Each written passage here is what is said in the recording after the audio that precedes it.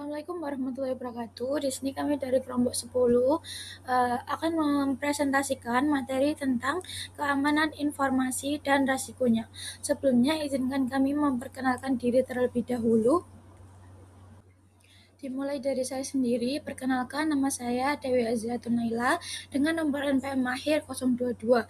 Dilanjut dengan Hilwa Aufa Izati Darsono dengan NPM akhir 298. Lalu ada Brian Yuda Firmansyah dengan NPM akhir 308. Dan yang terakhir ada Madi Krishna Prasetya Artana dengan NPM akhir 315. Kebutuhan organisasi akan keamanan dan pengendalian. Kebutuhan akan keamanan informasi telah berevolusi secara signifikan. Pada awalnya, sistem komputer hanya memiliki pelindungan yang sangat minim. Kesadaran akan pentingnya keamanan mulai muncul saat Perang Vietnam, ketika beberapa instalasi komputer dirusak oleh para pemrotes. Pengalaman tersebut memicu kalangan industri untuk membangun pelindungan demi mencegah kerusakan dan memastikan operasional dapat terus berjalan pasca gangguan. Pemerintah juga memperketat keamanan misalnya di Amerika Serikat melalui undang-undang seperti Patriot Act. Dalam menerapkan pengendalian keamanan ini, organisasi menghadapi dua dilema utama. Yang pertama, keamanan versus hak individu.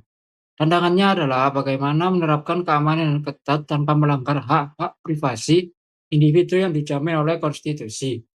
Yang kedua, keamanan versus ketersediaan. Hal ini sangat menonjol di bidang medis, di mana privasi catatan pasien harus dijaga dengan ketat. Namun, data tersebut juga harus selalu sedia dan mudah diakses oleh dokter atau pihak rumah sakit yang menanganinya. Selanjutnya, keamanan informasi. Fokus keamanan telah meluas dari waktu ke waktu.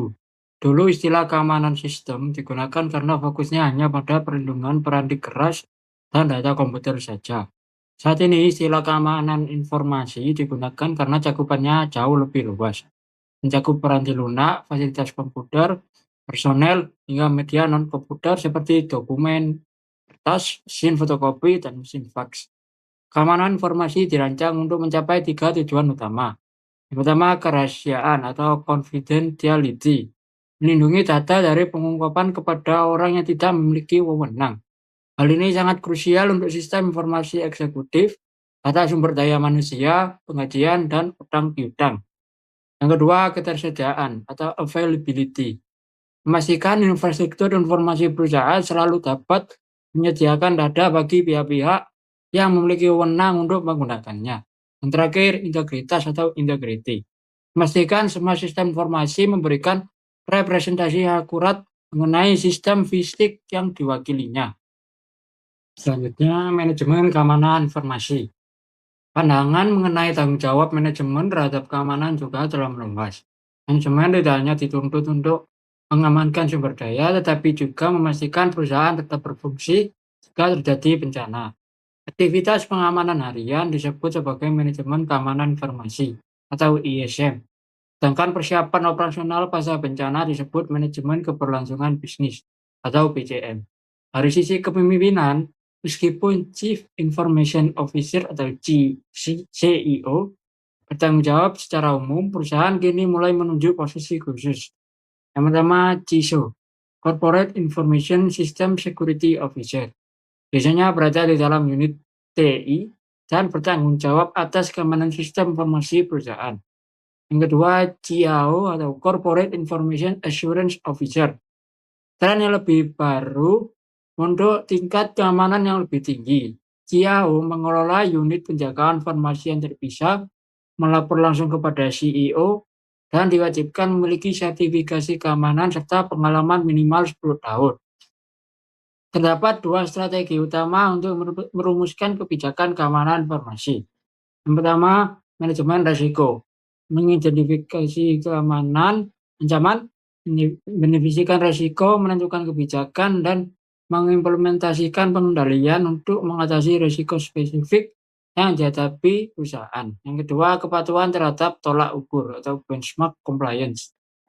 Mengikuti tingkat kinerja atau standar keamanan yang disarankan oleh otoritas seperti pemerintah atau asosiasi industri, dengan asumsi bahwa standar tersebut sudah menawarkan pelindungan yang cukup baik.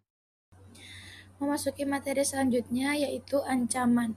Nah, ancaman keamanan informasi atau information security threat adalah orang, organisasi, mekanisme, atau peristiwa yang berpotensi membahayakan sumber daya informasi perusahaan.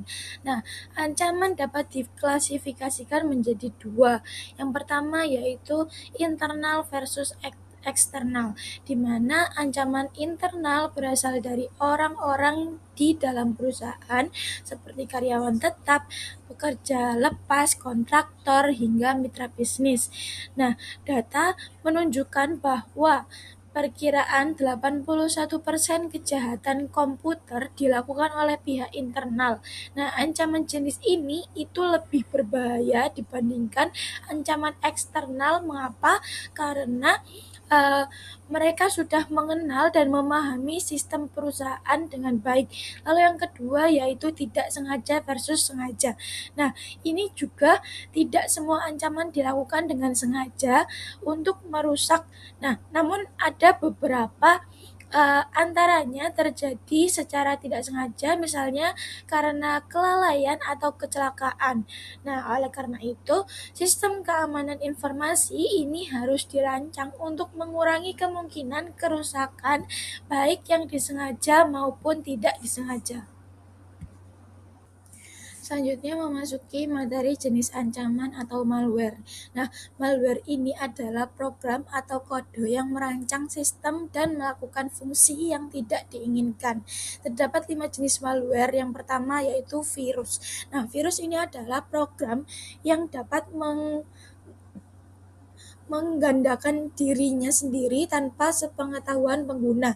Nah, virus ini juga bisa menempel pada program lain atau pada boot sektor atau bagian dari media penyimpanan yang digunakan untuk memulai komputer. Lalu yang kedua yaitu worm atau cacing. Nah, worm ini tidak dapat menggandakan dirinya sendiri di dalam sistem, tetapi ia bisa menyebar melalui email. Begitu email terbuka, Word akan mengirim salinan ke kontak lain secara otomatis. Lalu yang ketiga yaitu Trojan Horse atau koda Troya, di mana Trojan Horse ini tidak bisa menggandakan atau menyebarkan dirinya sendiri. Program ini menyamar sebagai perangkat yang tampaknya berguna dan menarik. Akan tetapi ketika dijalankan oleh pengguna, ia justru dapat merusak sistem. Lalu yang keempat yaitu adware. Nah, adware ini adalah program yang menunjukkan iklan-iklan yang mengganggu saat pengguna sedang menggunakan komputer atau berselancar di internet. Lalu yang terakhir yaitu spyware. Nah, spyware ini bekerja secara diam-diam mengumpulkan data dari komputer pengguna tanpa izin. Untuk membersihkannya sering digunakan program anti-spyware. Namun program anti-spyware ini terkadang juga ikut menghapus cookies atau file kecil yang digunakan situs web untuk mengenali pengunjung. Nah, hal ini itu dapat menimbulkan kekhawatiran bagi para pemasar karena cookies itu dapat bermanfaat untuk memahami perilaku belanja pelanggan. Selanjutnya yaitu resiko. Nah, resiko keamanan atau information security risk ini adalah potensi keluaran tidak diharapkan dari pelanggaran keamanan oleh suatu ancaman. Nah, resiko ini dibagi menjadi 4 jenis. Yang pertama yaitu pengungkapan informasi yang tidak terotorisasi dan pencurian. Misalnya, data diakses atau dicuri pihak tidak berwenang. Contohnya seperti mata-mata industri mencuri data kompetitor. Lalu yang kedua yaitu pengguna yang tidak terotorisasi. Misalnya, sumber daya perusahaan dipakai tanpa izin. Contoh seperti hacker memakai jaringan kantor untuk telepon jarak jauh. Lalu yang ketiga yaitu penghancur yang tidak terotorisasi dan penolakan layanan. Misalnya perusahaan perusakan sistem atau banjir data hingga operasional terganggu. Contohnya mengirim email secara massal ke perusahaan. Lalu yang terakhir yaitu modifikasi yang tidak terotorisasi. Misalnya data diubah tanpa izin dan tanpa sepengetahuan perusahaan. Contoh perubahan nilai akses akademis mahasiswa atau siswa-siswa sekolah. Perkenalkan, nama saya Made Krisna Prastya Arana, NPM 315. Di sini saya akan menjelaskan mengenai persoalan e-commerce, di mana munculnya model perdagangan elektronik telah mendirikan tantangan proteksi yang berbeda dibanding sebelumnya. Nah, fokus utama dalam persoalan e-commerce ini bukan sekadar menjaga kerahasiaan data atau perangkat lunak, melainkan lebih ditekankan pada upaya pencegahan manipulasi kartu kredit.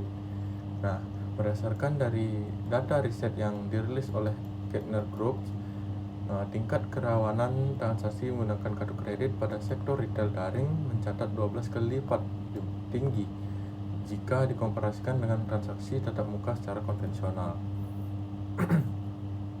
Untuk merespon ancaman tersebut, sejumlah korporasi penyedia layanan kartu kredit mulai meluncurkan berbagai inisiatif strategis.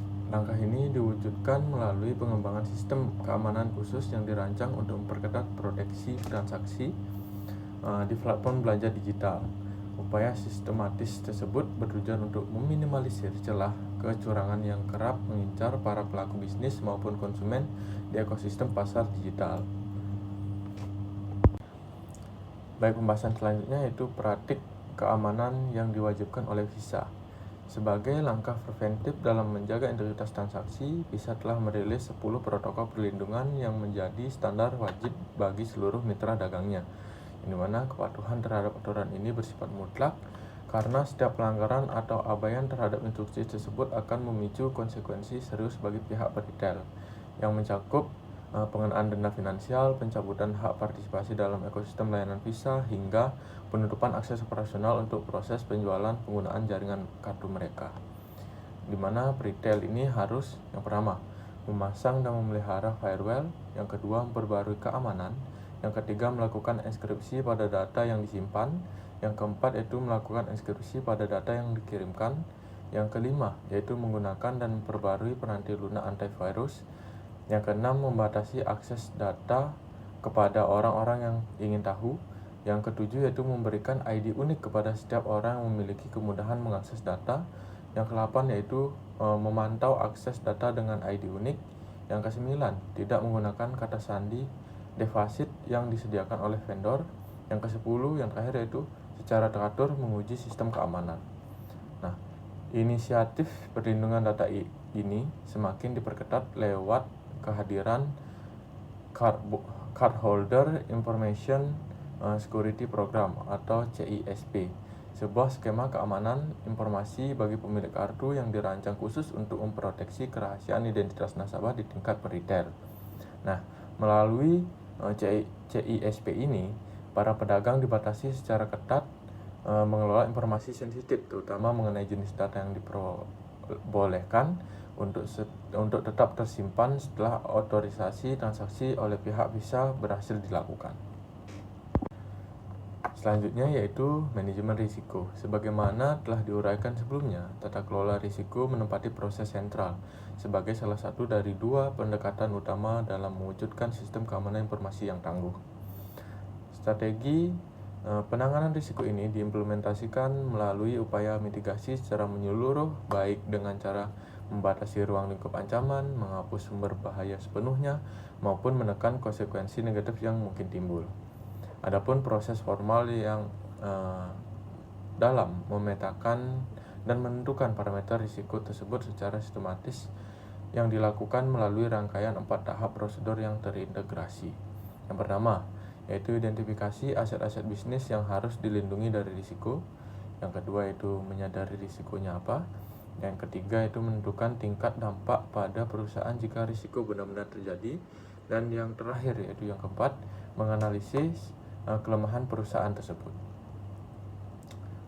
Kategori konsekuensi dari sebuah gangguan dapat dipetakan ke dalam 3 tingkatan utama, yang dimana itu dampak fatal yang berisiko melumpuhkan operasional secara total hingga memicu kebangkrutan, dimana dampak berarti yang menimbulkan kerugian finansial besar namun organisasi tetap mampu bertahan, serta dampak ringan yang skalanya setara dengan kendala operasional rutin.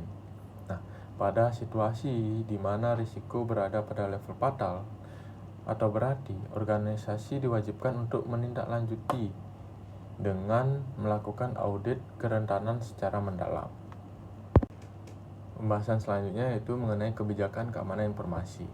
Terlepas dari preferensi organisasi dalam mengadopsi skema manajemen risiko ataupun sekedar menaati standar kepatuhan yang ada, eksistensi kebijakan keamanan informasi tetap menjadi fondasi absolut guna mengatur seluruh rangkaian program proteksi. Dalam pengaplikasiannya, entitas bisnis dapat mengeksekusi regulasi keamanan tersebut melalui metode yang terencana secara kronologis atau berjenjang untuk memastikan aktivitas implementasi di setiap lapisan operasionalnya.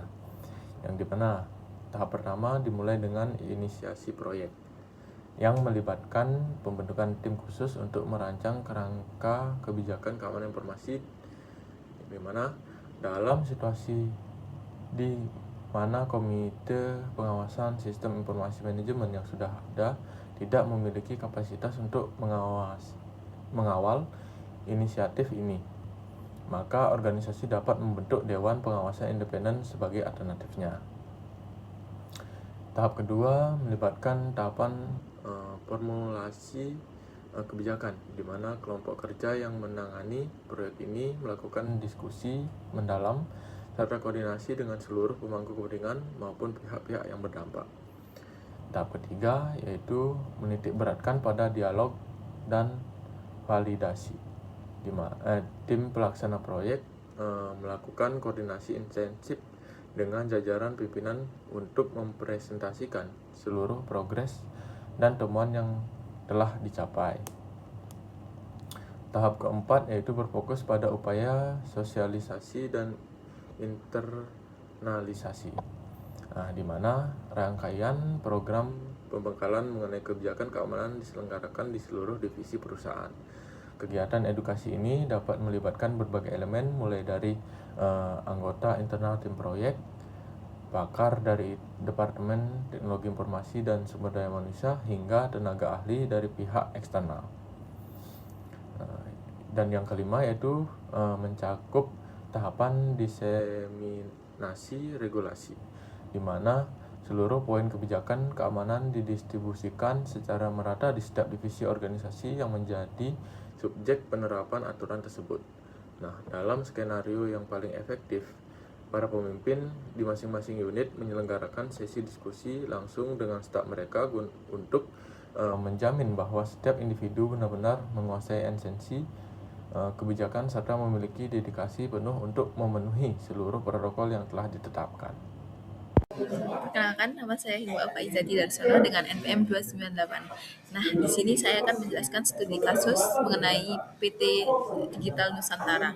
Nah, dari PT Digital Nusantara ini memiliki perusahaan retail nasional yang beroperasi selama 12 tahun, yang mengelola 50 lebih cabang di seluruh dunia. Sistem informasinya terpusat, mulai dari inventaris, penjualan, data pelanggan, sampai keuangan, yang mengadopsi code accounting tanpa standar keamanan memadai. Jadi PT Digital Nusantara ini belum memadai dalam keamanan informasinya. Terus tim IT-nya hanya 4 orang dan fokus ke fitur bisnis saja. Jadi 4 orang ini hanya memfokuskan ke manajemen bisnisnya melalui seperti promosi dan lain sebagainya. Anggaran keamanan jadi prioritas yang terakhir, sehingga perusahaan lebih mendahulukan anggaran-anggaran lain daripada keamanan ini. Terus untuk latar belakang selanjutnya, karyawan belum pernah dapat pelatihan keamanan digital atau cyber. Oleh karena itu, karyawan tersebut belum memahami bagaimana cara mengendalikan IT apabila terkena serangan. Dampak dari permasalahan yang terjadi adalah karyawan keuangan atau karyawan IT-nya mengklik tautan phishing atau tautan palsu yang mengakibatkan data pribadi 200 lebih pelanggan bocor dan catatan transaksi finansial selama 3 bulan terakhir hilang. Oleh karena itu, risiko ini termasuk risiko high over high. Jadi risiko yang benar-benar tinggi yang harus segera diturunkan. Nah, solusi apa yang dilakukan oleh perusahaan? Yang pertama, tentunya tidak membayar tebusan yang diminta oleh hacker tersebut. Yang kedua, mengisolasi seluruh sistem yang terinfeksi. Yang ketiga, ada mematikan akses remote. Yang keempat, ada melakukan forensik digital. Yang kelima, adalah memulihkan data dari backup offline yang mereka miliki sebelumnya melalui hard drive eksternal yang tidak terhubung dengan jaringan apapun. Yang keenam, ada gunakan solusi deskripsi alternatif dari komunitas keamanan cyber. Sebesar 70% data berhasil dipulihkan. Nah, untuk solusi jangka panjangnya, perusahaan ini menerapkan Zero Trust Network Access plus Endpoint Detection and Response atau EDR. Yang kedua, ada segmentasi jaringan berbasis FLAN, memisahkan backup dari operasional. Yang ketiga, ada mewajibkan autentikasi audit melalui multifaktor MFA untuk semua akses. Yang kelima, ada pelatihan keamanan cyber setiap triwulan untuk seluruh karyawan. Yang keenam, ada membentuk tim security operational center atau SOC internal. Dan yang ketujuh, menerapkan kebijakan backup 321.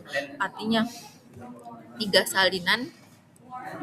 Yang kedua, 2 media berbeda, yang satu salinan yang berbeda. Dan perusahaan berhasil mendapatkan penghargaan IT.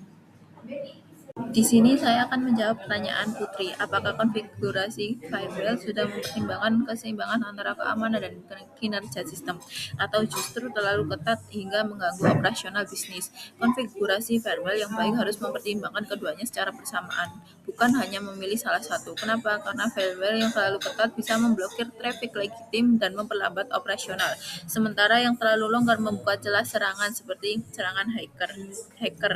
Pendekatannya adalah dengan menerapkan rule berbasis kebutuhan bisnis, need to allow basis, bukan memblokir semua lalu lintas secara default tanpa analisis. Organisasi juga perlu melakukan review berkala terhadap rule firewall dan uji performa setelah perubahan konfigurasi.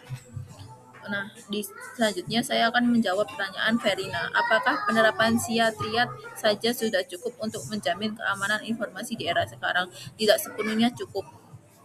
Karena SIA Triad sendiri adalah confidentiality, integrity, availability adalah fondasi yang tetap relevan, namun harus diperluas dengan autentikasi, non-repudiation, privasi, resilience. Nah, ancaman modern seperti ransomware, social engineering, dan AI-based attack membutuhkan pendekatan yang lebih holistik dari sekedar tiga pilar SIA tersebut. Nah, selanjutnya saya akan menjawab pertanyaannya Isna. Menurut kalian, mana yang lebih efektif dalam menjaga keamanan informasi organisasi? Pendekatan risk management atau benchmark compliance? Nah, menurut kami keduanya penting, tetapi risk management lebih efektif untuk digunakan sebagai pendekatan utama karena benchmark compliance, contohnya ISO 27001 PC dan aturan PCI DSS bersifat reaktif dan statis, mengikuti standar yang sudah ada namun cocok untuk memenuhi regulasi. Nah, risk management ini bersifat proaktif dan dinamis, mengidentifikasi, menilai, dan menangani risiko sesuai konteks organisasi masing-masing. Oleh karena itu, kami menyarankan menggunakan risk management karena lebih kompleks dan dapat digunakan dalam skala organisasi. Nah, selanjutnya saya akan menjawab pertanyaannya Eka Tama. Bagaimana organisasi itu dapat mendeteksi ancaman yang belum pernah terjadi sebelumnya? Nah, bagaimana organisasi tersebut mendeteksi ancaman yang belum terjadi sebelumnya adalah ancaman yang bisa dideteksi melalui behavior analysis atau memantau anomali perilaku sistem, bukan hanya signature yang sudah dikenal. Yang kedua ada AI machine learning atau mendeteksi pola mencurigakan secara otomatis dari data historis. Yang ketiga adalah threat intelligence sharing, berbagi informasi ancaman antar organisasi atau industri. Yang keempat ada honeypot atau sistem jebakan untuk menarik dan mengidentifikasi pola serangan baru. Jadi di honeypot ini perusahaan membuat sistem jebakan yang dimana apabila ada serangan dari hacker, mereka bisa mendeteksi bahwa sistem tersebut adalah ancaman. Yang kelima adalah zero trust architecture yang kemarin sudah dijelaskan oleh Bu Nanda bahwa sistem ini tidak dapat mempercayai siapapun kecuali secara default sehingga aktif kecuali sistem tersebut adalah sistem yang sudah dideteksi oleh perusahaan internal sehingga aktivitas mencurigakan apapun lebih mudah terdeteksi dan lebih mudah tertangkap. Yang kelima ada pertanyaannya Sabrina. Di pertanyaannya Sabrina ini, bagaimana jika perusahaan e-commerce tidak menerapkan sistem nomor kartu kredit sekali pakai dan tidak mematuhi 10 praktik keamanan Visa? Apa saja potensi kerugian finansial dan reputasi, serta bagaimana perbandingan efektivitas antara firewall, encrypt, dan pembatasan akses data dalam konteks ini? Nah, potensi kerugian jika tidak menerapkan, yang pertama adalah chargeback massal, denda dari Visa atau Mastercard, biaya investasi breach. Nah, yang kedua adalah kehilangan kepercayaan pelanggan, pemberitaan negatif, penurunan penjualan. Yang ketiga adalah tentunya tuntutan hukum. Untuk perbandingan efektivitas 3 kontrol keamanan adalah yang pertama ada firewall, yaitu mencegah akses tidak sah dari luar dan keterbatasannya tidak melindungi dari insider threat atau serangan terenkripsi. Yang kedua ada inskripsi, melindungi data saat transit dan penyimpanan. Nah, keterbatasannya hanya data tetap bisa dicuri jika kunci inskripsi bocor ke eksternal. Yang ketiga ada pembatasan akses, minimalisasi risiko dari dalam organisasi. Keterbatasannya tidak efektif jika akun yang punya akses diretas. Ketiga, kontrol harus digunakan berlapis, bukan memilih salah satu. Nomor kartu sekali pakai menambah lapisan pelindungan karena meski data dicuri, kartu tidak bisa digunakan ulang. Jadi probabilitasnya adalah menguntungkan karena kalau misalnya kartu tersebut telah dicuri tidak bisa digunakan ulang, tapi ada kelemahannya, yaitu apabila kartu tersebut hilang maka data-data yang dimiliki oleh perusahaan juga ikut hilang. Nah, dari yang keenam ada Mesya. Menurut kalian mana yang lebih penting antara teknologi keamanan atau peningkatan kesadaran karyawan? Mengapa?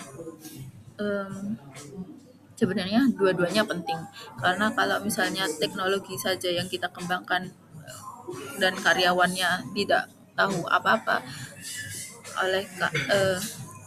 menurut kami dua-duanya penting, karena karyawan adalah sumber daya yang melakukan dan teknologi adalah sumber daya yang dibutuhkan. Oleh karena itu, apabila karyawannya tidak berkembang atau tidak mengerti sumber daya yang dibutuhkan tersebut, maka sama saja keamanan tersebut tidak bisa digunakan di dalam organisasi maupun perusahaan. Apabila keamanan tersebut terlalu canggih dan karyawan bisa mengimbanginya, maka perusahaan mampu melakukan keamanan informasi yang memadai. Tapi apabila karyawan tersebut sudah canggih tetapi keamanan tersebut tidak memadai, maka organisasi tersebut masih bisa dijangkau oleh hacker ataupun masih bisa mendapat peluang ancaman dari cyber sendiri. Oleh karena itu keduanya harus balance dan tidak boleh salah satu, karena kedua-duanya merupakan sumber daya yang dibutuhkan oleh organisasi maupun perusahaan. Sekian pertanyaan dari kami tutup. Apabila ada saran dan masukan, silakan dipertimbangkan lewat kolom komentar presentasi kami. Sekian materi yang dapat kami sampaikan, kurang lebihnya kami mohon maaf. Wassalamualaikum warahmatullahi wabarakatuh.